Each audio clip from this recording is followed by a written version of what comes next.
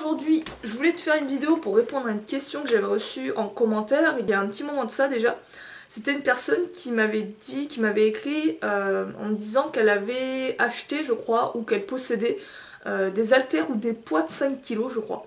Donc elle possède pas beaucoup de poids et elle voulait savoir si c'était suffisant pour progresser en musculation ou en musculation en gros.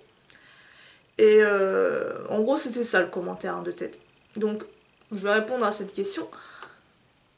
Pour moi, tu peux progresser oui et non en fait. Oui et non, je vais m'expliquer. Oui, si tu combines ça avec la calisthénie, pour moi, ouais, tu peux avoir un autre principe de progression, c'est vraiment intéressant. Pourquoi pas? Non, si tu utilises ça seulement comme type de progression avec uniquement charge externe.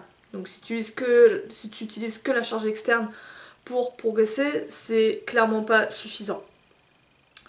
Tout simplement parce que pour progresser avec une charge externe, ce qu'il faut, c'est utiliser le principe de surcharge progressive. Donc le principe de surcharge progressive, c'est-à-dire que tu soulèves un poids, tu fais X reps à un poids, je caricature. Une fois que tu atteins ce nombre de reps à ce poids-là, hop, bah, ton corps s'est adapté à cette charge et tout. Si tu fais ça indéfiniment, il va juste stagner ton corps. Ce qu'il faut, c'est que si tu veux encore avoir une autre progression, un level up, il faut que tu augmentes la charge. Il y a d'autres paramètres sur lesquels tu peux jouer, hein, mais il faut que tu augmentes la difficulté de l'exercice en tout cas. Et le travail avec charge souvent repose sur l'augmentation de la charge. Et là, si par exemple tu stagnes avec que 5 kilos, alors oui, tu pourras augmenter le nombre de reps, tu pourras jouer sur les autres manières de rendre l'exercice plus difficile, tu pourras augmenter le tempo, tu pourras diminuer le temps de repos. T'en as d'autres, des durcisseurs, ce que j'appelle des durcisseurs en fait, c'est des moyens de rendre l'exercice plus difficile à poids égal, ce qu'on recherche avec du poids de corps par exemple. Mais en tout cas, tu peux faire peut-être des variantes de l'exercice, mais en tout cas, tu vas vite te retrouver limité en termes de gain de force et en termes de gain musculaire. Après, t'es pas obligé de me croire sur parole, teste-le sur toi, vois ce que ça donne, mais là, je te donne juste mon avis. Donc, si tu recherches une augmentation avec charge externe, ça sera pas suffisant selon moi. Ça sera clairement pas suffisant, surtout que tu as peu de poids. 5 kg c'est très léger, tu vas vite t'adapter, ça va pas être suffisant. Mais admettons que ces 5 kg, tu les combines avec du poids de corps.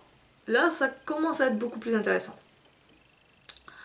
Parce que tout simplement, le travail avec poids de corps, c'est que tu travailles la charge à juste une seule masse en fait, que tu dois utiliser, tu dois manipuler de telle manière à ce que tu puisses toujours progresser avec.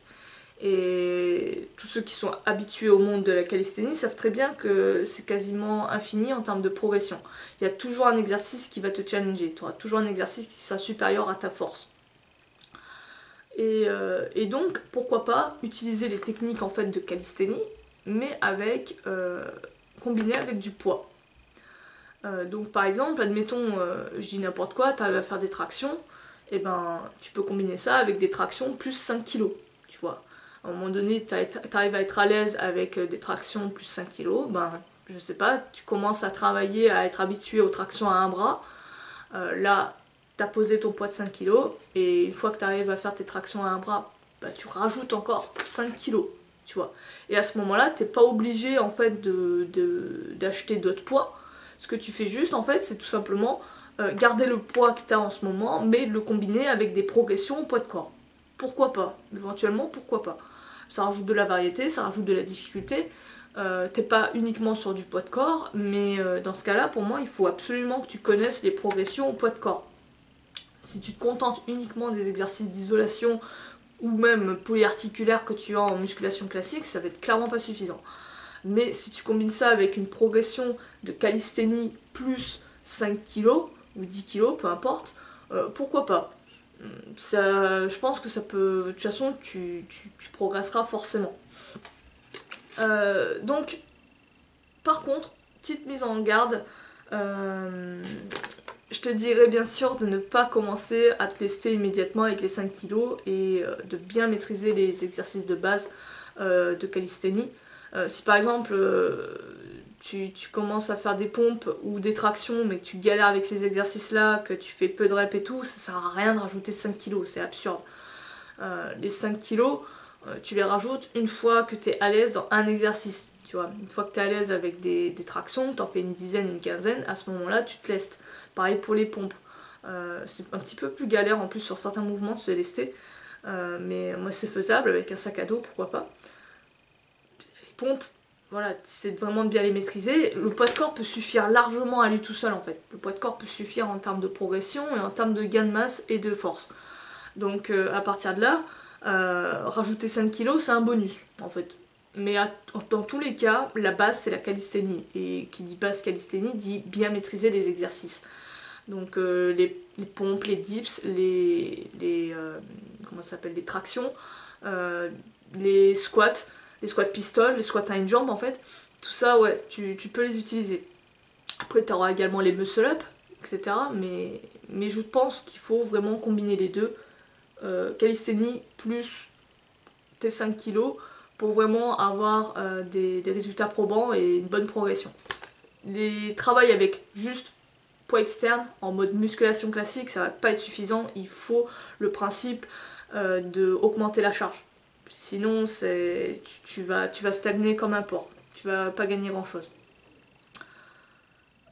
Donc, l'idée, c'est de connaître non seulement les progressions au poids de corps, donc savoir comment passer de pompe à un bras, je dis n'importe quoi, ou comment passer d'une personne qui sait pas faire de traction à quelqu'un qui sait faire 10 tractions. J'ai fait d'ailleurs un e-book il y a un petit moment de ça pour parler de comment réussir à faire les tractions, comment progresser en traction juste avec le poids de corps, sans matériel, pour arriver à faire ces tractions. Je le remettrai, normalement il est en description, je le remettrai au cas où, si ça t'intéresse, de comment arriver à faire des tractions.